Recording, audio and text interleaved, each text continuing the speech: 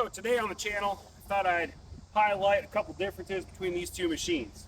So I just recently got this 1985 Honda Odyssey 350, and this Pilot I've had for a while. I thought I'd kind of explain the differences, and kind of show some unique features of both machines. So the Honda Odyssey line started in 1977 with the 250 Odyssey, and that one ran till like 1984. And so the 250s were 250, two-stroke, air-cooled motor, real simple, just forward gear only on those. On those, they did not have a rear suspension. They did have a slight front suspension on them. And then in 1985, they came out with this. So this is the 350 Odyssey. So this was kind of a big improvement from the original 250 Odyssey. So first thing of note, bigger motor. So this has a 350cc air-cooled motor.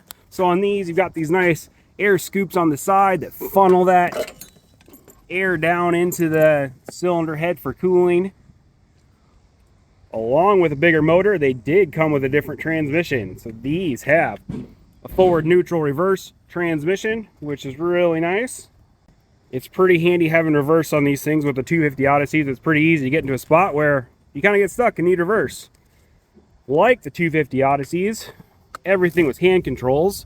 Few differences here though. So on these, we now have electric start. They do still have a pull start back over on the side over there.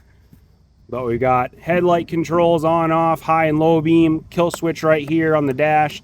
So this one has an aftermarket tack on it. Then thumb throttle right there. Also unique to the 350s compared to the 250 Odysseys is now we have front and rear brakes. So we have hydraulic brakes, which these work down there. This pulls a little cable, actuates the master cylinder. So this has a hydraulic disc rear brake and then a hydraulic front drum brake.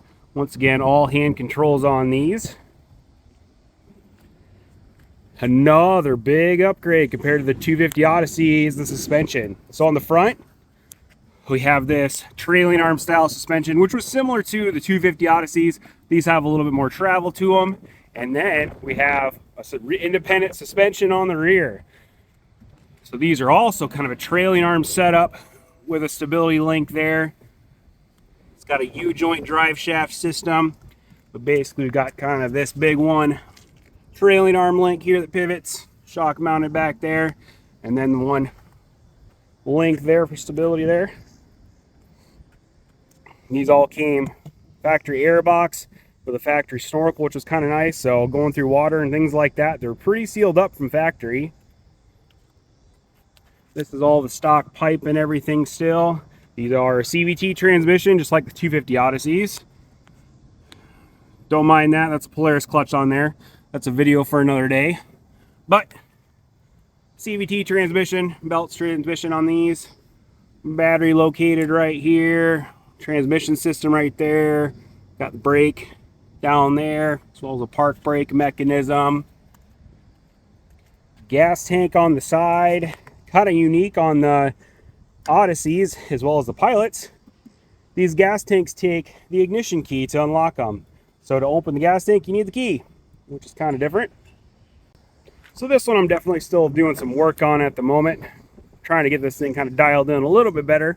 Work on some carb stuff and clutch issues as well. So definitely stay tuned for one of those videos. So over here, this is my 1989 Honda Pilot. So yeah, the 350s were only made 1 year, 1985. Then they took a little break, and then 89 and 90 they had the 400 Pilot. So this was kind of the last version of the single seat kind of go-kart ATVs made by Honda. And the Pilots were definitely the best of the best. So similar to the 350, we have kind of a similar setup as far as all hand controls on this. You can see the steering wheel system is a little bit different here, where we still have throttle, hydraulic brakes, but on these you have independent cylinders for the rear. And then on one on the other side for the front, you still have electric start, high and low beams, kill switch, but now you get some nice indication lights here. So we got temp, parking brake, neutral, reverse, and a low fuel light on these too. Once again, still a forward neutral reverse transmission. So shifter down on the side there, park brake right there. This Pilot of mine is pretty much original still. There's a few little things, but still has original tires on it, front and rear. Plastics are in real nice shape on it. I've got a few other videos of this out running through some trails and sand and other stuff like that, so please check that out. So another big change with the Pilot, well, let's start with the most obvious one, the motor. So the big thing on the Pilot versus, oh, let's go the other side over here. Pilot versus the Odysseys is these are now a liquid cooled motor. So these are a 400 two-stroke still. So all these two-strokes are all pre-mix only. So no oil injection on them or anything. But we've got a liquid cooled 400cc. So with that comes a radiator. So no more relying on, you know, airflow for cooling. We've got an actual radiator with electric fan. This all kicks on once it hits a certain temperature. It's just like any other modern ATV or vehicle for that matter. And we got more power. So we're a 350 to a 400cc. I don't know the exact power difference, but there's definitely a noticeable power difference between the 350s and the 400 Pilot. So like I said, this one's pretty much stock, so still has stock pipe. Still kind of dirty from my last ride. I haven't really detailed it back up yet.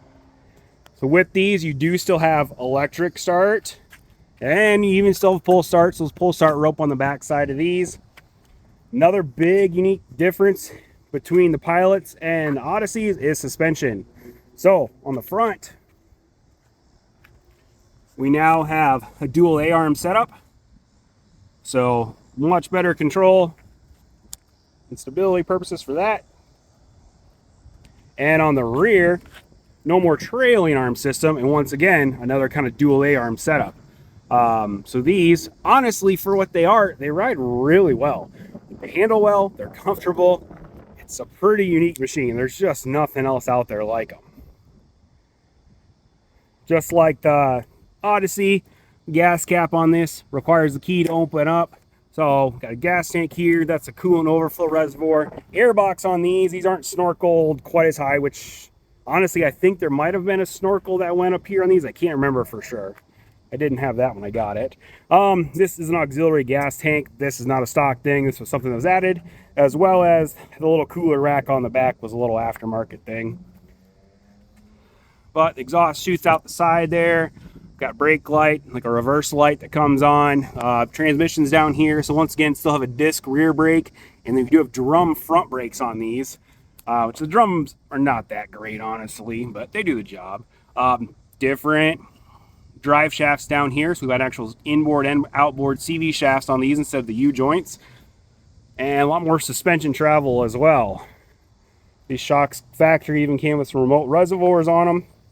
Top speed on these Pilots is stock, probably in that 60 to maybe 65 range if everything's running right. I believe the 350 should do about the same, but I haven't quite gotten a chance to test that out on this one yet. So definitely stay tuned once I get this thing dialed in. I'll have some videos of kind of top speed and everything else with this.